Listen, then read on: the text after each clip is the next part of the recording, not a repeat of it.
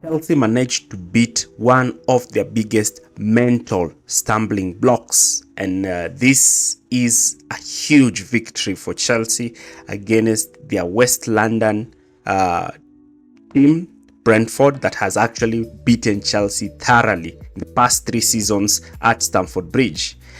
Again, this was a game that Chelsea dominated. The scoreline should not lie to you.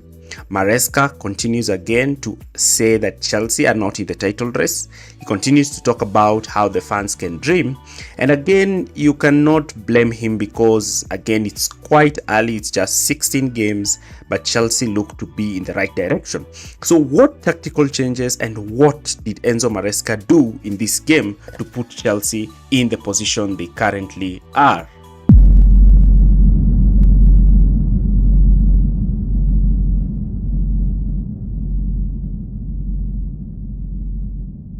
Now, looking at this run of fixtures, you can clearly see that Chelsea so far has won 5 of them.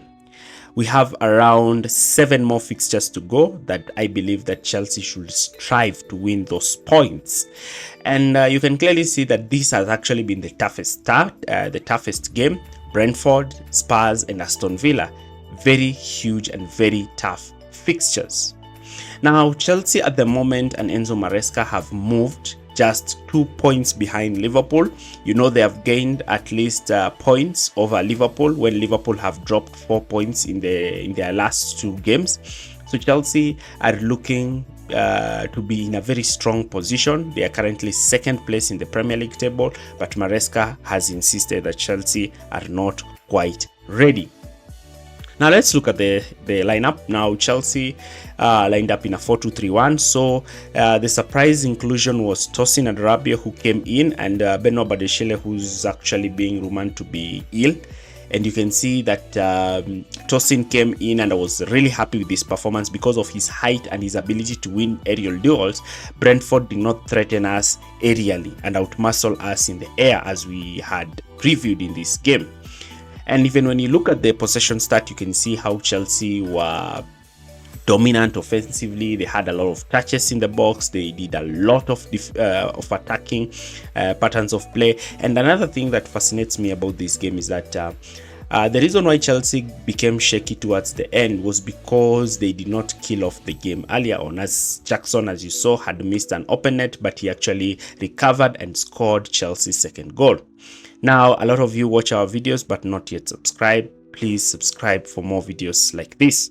So one thing that we saw with Maresca in the Brentford game is that he shifted to that kite midfield that we saw him employ against Leicester.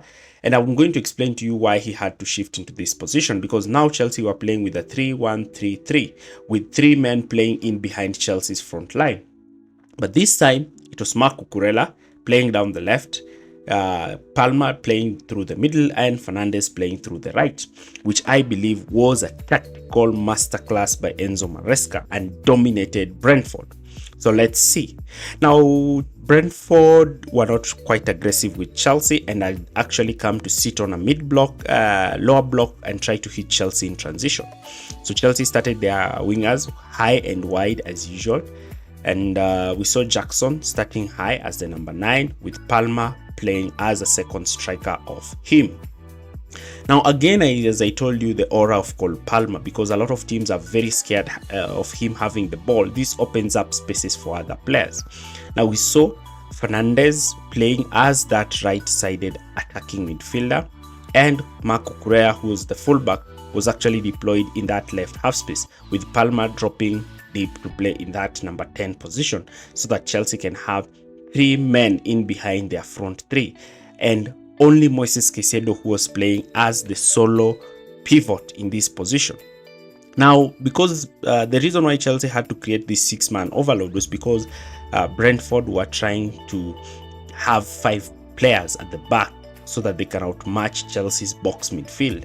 And you can clearly see from this clip, look at the position of Gusto, Tosin and Colwill, and you can see how Caicedo is actually the solo pivot who's supposed to progress the ball further, and again exemplifies how Caicedo has matured in this holding midfield role.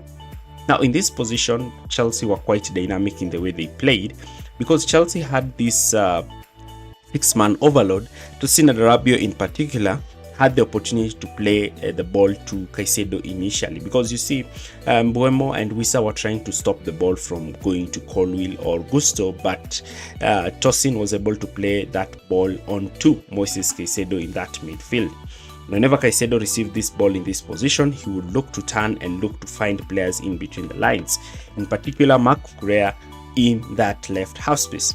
Because Brentford had a narrow back five, what we saw is that Caicedo had a lot of time and space on the ball, with even sometimes Wissa and Mbeumo dropping deep, allowing players like Colwill to even push forward and try to create that overload against them, forcing Brentford further and further away from Chelsea's goal.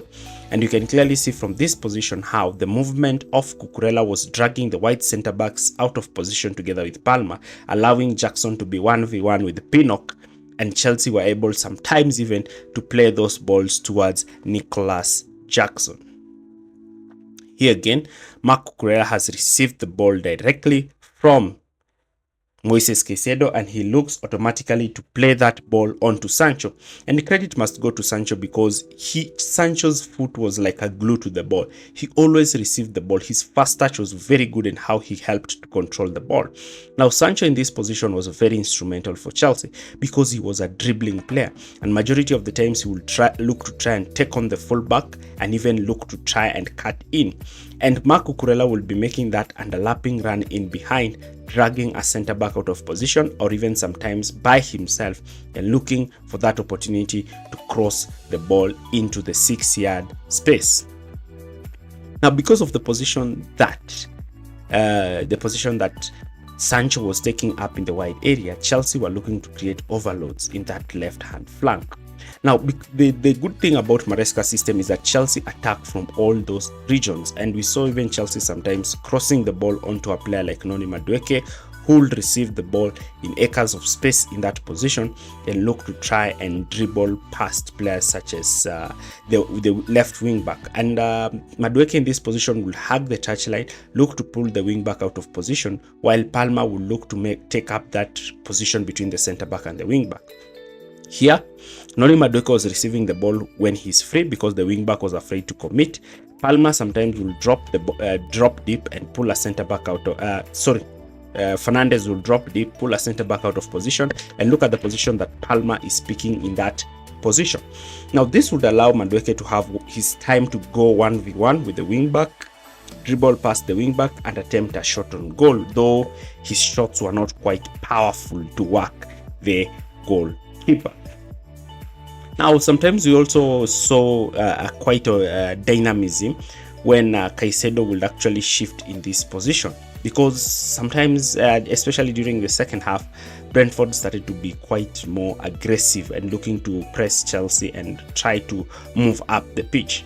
But this was problematic because now, even when they moved high up the pitch, again, the thing is that now they created spaces in behind, and we started to see players, Chelsea players, going long, and even sometimes Chelsea's pivot attacking midfielders dropping deep and dragging those white centre backs out of position.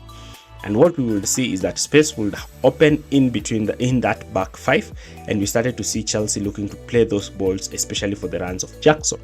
And even in the second half, Caicedo wins the ball, plays the ball to Fernandes, and because the white centre back had come out to try and press Fernandes, Chelsea is able to play that ball to the channel where Nicholas Jackson is able to find the space that he actually scores the goal that beats Brentford and actually puts Chelsea 2-0 up in that initial phases of play.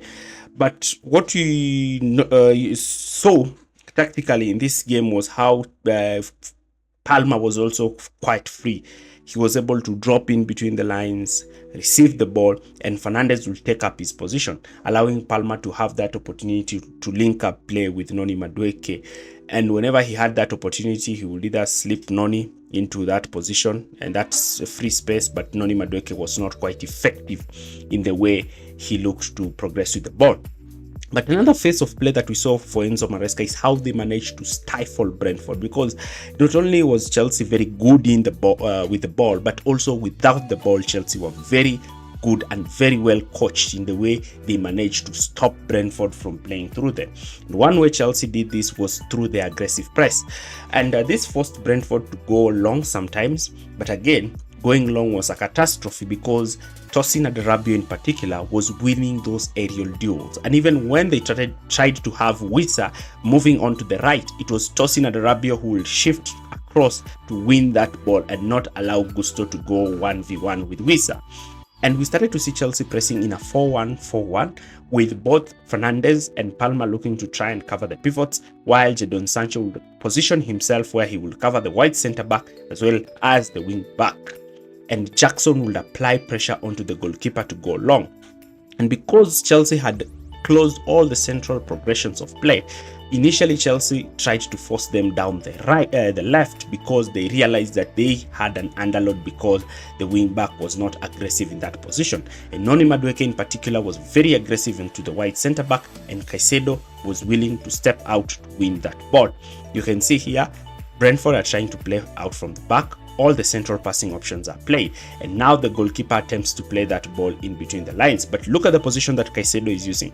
Because Caicedo was the free man in that midfield position, he was able to step out and look to win that ball.